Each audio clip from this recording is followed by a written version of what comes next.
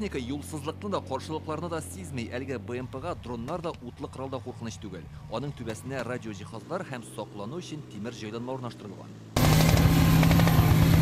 СВО барышында Россия армиясендәге техникалар ничек үзгәрүен коры җир гаскәрләре югары уку йортлары җитәкчеләренә күрсәтәләр. Не секрет, что все наши выпускники по окончании военных училищ принимают участие в специальной военной операции. Сер түгел безнең хәрби уку йортын тәмамлаучылар СВОда катнаша алар анда төрлесе төрле вакытта була. Шуңа күрә тәҗрибә уртаклашу өчен өйрәнүләр үткәрергә дигән карар кабул ителде. Бирегә җитәкчеләр дә чакырылды.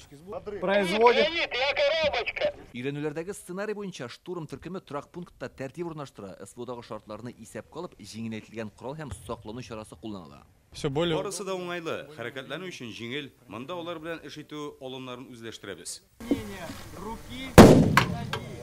Өйрәнүләр мәйданында дрон хәрби техника граната төшерә, биредә һөҗүм итәргә һәм саклана белергә кирәк, чөнки пилотсыз йөри торган техника да кулланыла.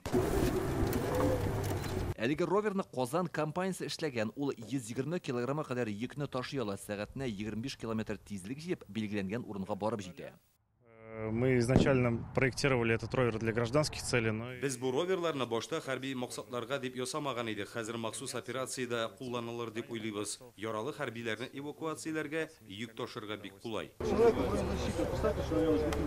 Медицина манекеннарында Казан компаниясе ясаган СВО өчен махсус моделен булдырганнар, ул анда хәзер үк кулланыла. Ә монысы күренми торган кием. Ул кеше гомерен саклап калырга ярдәм итә. Даже молекула наша отечественная.